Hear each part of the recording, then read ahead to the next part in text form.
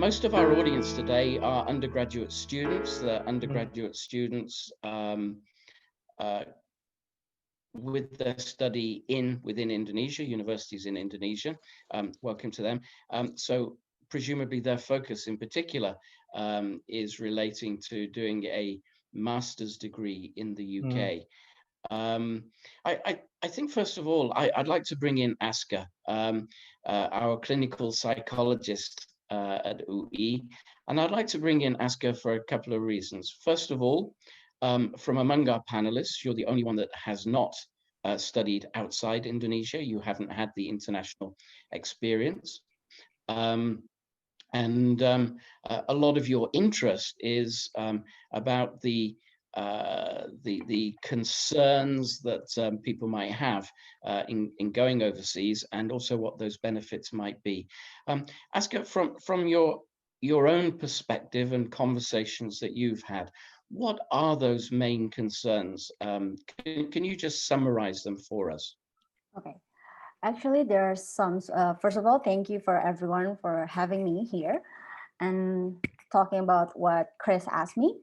Actually, the concern is mostly about how they manage to adapt, how they're being independent and overseas academically, and how they can explore well. Actually, it's become a problem not only for the kids but also the parents, because the parents don't know how to prepare themselves to let go of their child, of course.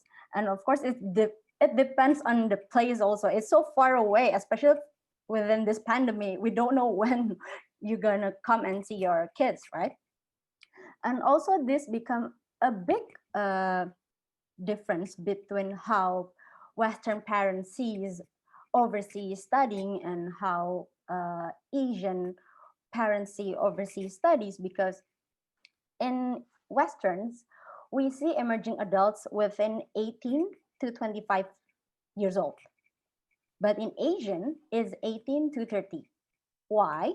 Because the kids don't have the time to explore themselves.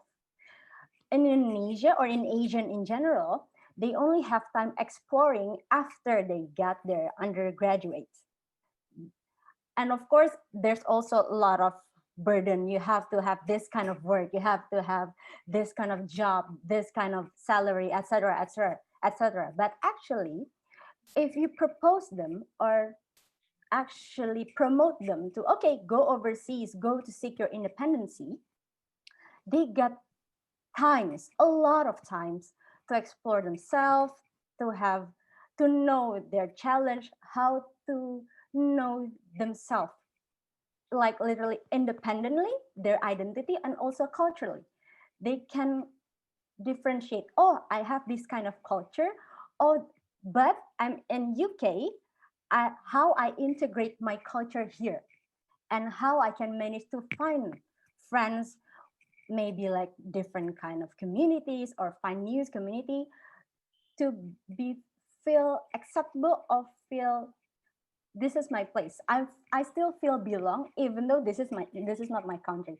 So there's actually a lot of beneficial stuff, and not only about the age range for being an adult, but also like the beneficial in culturally. You can see, oh, I'm more open to see different kind of culture. You can also have like different kind of degree. It's also uh, beneficial in Indonesia. You have a good amount of degree, like, and also I've read in journal that uh, because outseas or overseas, there's a lot of very specific major.